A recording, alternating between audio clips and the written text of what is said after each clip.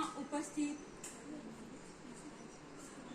बुद्धिजीवी वर्ग, परमादरणीय मुख्याध्यापक महोदय जी, आदरणीय उपस्थित विद्यालय के अध्यापक वर्ग, सहृदय से आप सबको प्रणाम है। मैं एक क्षमा प्रार्थी हूँ कि आज मैं आपका अमूल्य समय लेने जा रही हूँ, लेकिन विद्यार्थियों के हित को देखते हुए मैं केवल मात्र अपने कर्तव्य का वहन करने जा रही हूँ।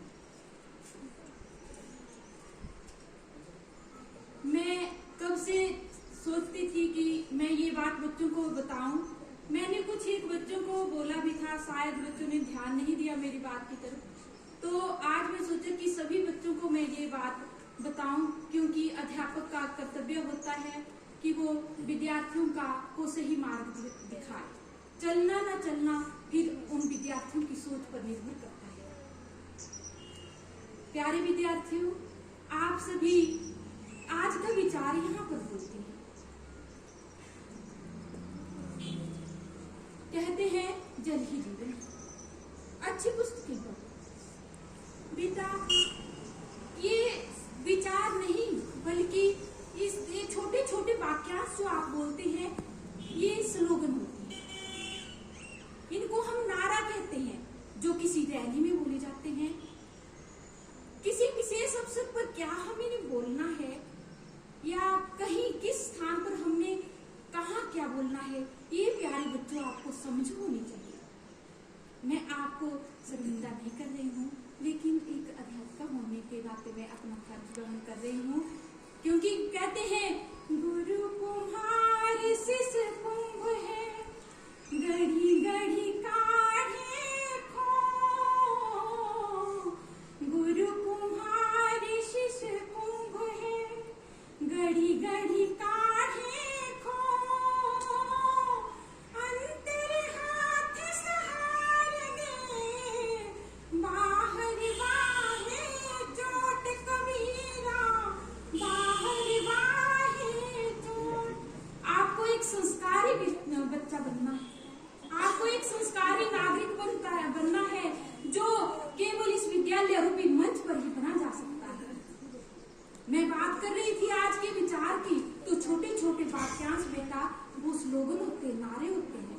विचार थोड़ा लेंथी होता है, थोड़ा लंबा होता है, उसको हमने थोड़ा ऐसी बोलना है ताकि हमारे मन पर चोट पहुंचे, हमारे विचारों में परिवर्तन आए, उसको हम विचार देते हैं। जैसे कि मैं एक सुविचार लेती हूँ, इसमें किसी महान पुरुष का विचार आ सकता है, या अपना बनाया ही कोई अच्छा हो वो भी आ सकता है, या फिर कोई श्लोक बोल दो संस्कृत का, या फिर कोई आप हिंदी का तुक्का बोल दो। इसमें देखो मैं आपको एक उदाहरण देती हूँ, जैसे स्वामी विवेकानंद जी का है। इसमें क्या कहा गया है स्वामी विवेकानंद जी ने? उठो जागो और तब तक मत रुको, उठो जागो और तब तक मत रुको जब तक कि लक्ष्य की प्राप्ति ना हो। प्रेरणा मिली इससे कि हमें तब तक मेहनत करते रहना चाहिए जब तक कि हमारा लक्ष्य हमें प्राप्त ना हो। इसी प्रकार एक और मैं आपको उदाहरण देती हूँ। जैसे बच्चा मंच पर आता है, नमस्कार, आज का विचार है अभिवादनशीलस्य नित्यं वृद्धो उपसेविनः चत्वारि तस्य वर्धन्ते आयुर्विद्या यशो बल।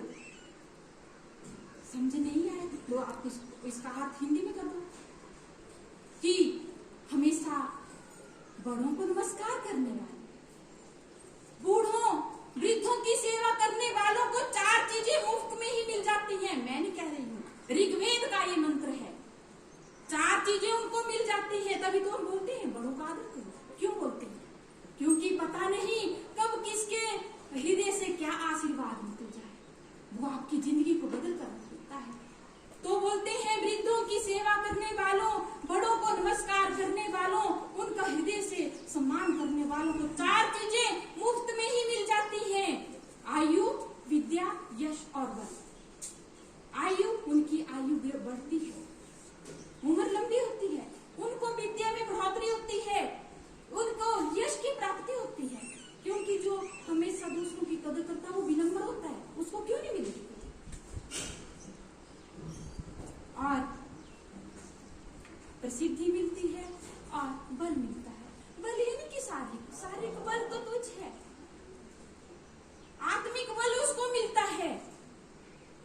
वो हर दुख सुख सहन करता है, हर पीड़ा, हर गम, और अपना इतनी आत्मशक्ति की उसमें सहन शक्ति आती है, सबसे बड़ा गुण है।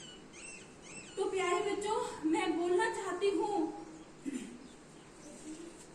विचार ऐसे बोलो कि विचारों में परिवर्तन आ जाए। विचार ऐसे बोलो कि भी हमारे विचारों में परिवर्तन आ जाए और सही दिशा की ओर हम अग्रसर हो जाएं। तो प्यारे बच्चों, मेरा आपसे आग्रह है कि जब आप कोई विचार यहाँ पर बोले तो हमें शिकायत का मौका ना दे। आप याद करके उस विचार को बोलो।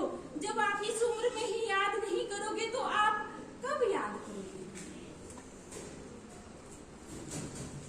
तो आप सभी याद करके यहाँ विचार बोलें, इस मंच पर से कुछ सीख कर जाए, संस्कारी बच्चे बनकर जाए। केवल मात्र काले अक्षर पढ़ना ही आपका फर्ज नहीं होना चाहिए।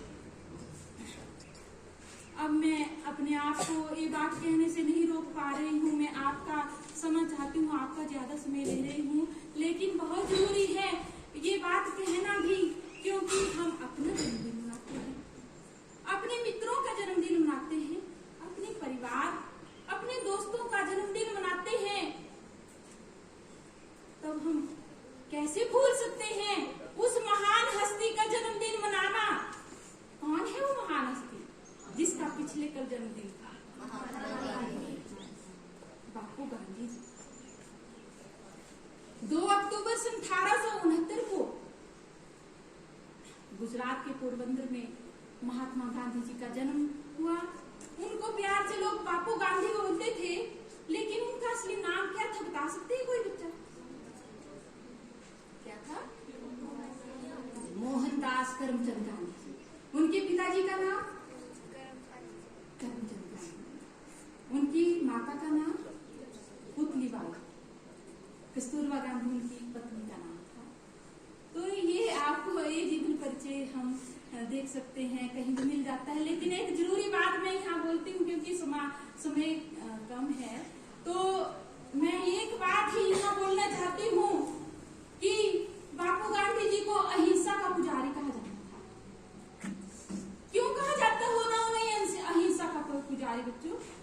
क्योंकि उन्होंने देश को आजादी खून खराबे से नहीं, कोई बंदूक न चलाई, तलवार नहीं ली, और अहिंसा के रास्ते पर चलकर उन्होंने देश को आजाद कर दिया। प्यारे बच्चों, हम अपने परिवार में, अपने पड़ोस में, आसपास में शांति बनाए रखने के लिए असमर्थ होते हैं, लेकिन बापू गांधी जी ने देश में नहीं बल्कि विश्व में शांति फैला दी। अहिंसा का ऐसा पाठ पढ़ा दिया कि आज दुनिया उनको याद करती है।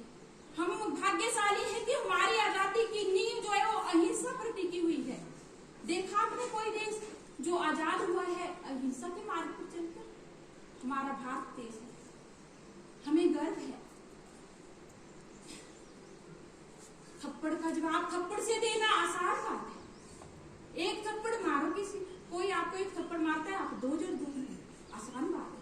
लेकिन कोई आपको एक थप्पड़ मारता है, आप चुप रहो, बताओ कितना कठिन है। कोई आपको गाली देता है, आप चुप रहो, कितना कठिन है। बहुत मुश्किल है अहिंसा। कभी बापू गांधी जी को अहिंसा का पुजारी कहा जाता था। वो कहते थे अगर कोई आपको एक थप्पड़ मारता है तो दूसरा गाल भी उसके सामने कर दो। कितनी लाठियां खाई उन्होंने, लेकिन मुंह से कुछ नहीं। मुझे कबीर दास जी की ये पंक्तियां याद आ रही हैं कि जो महात्मा गांधी के इन बात को चरितार्थ करती हैं कि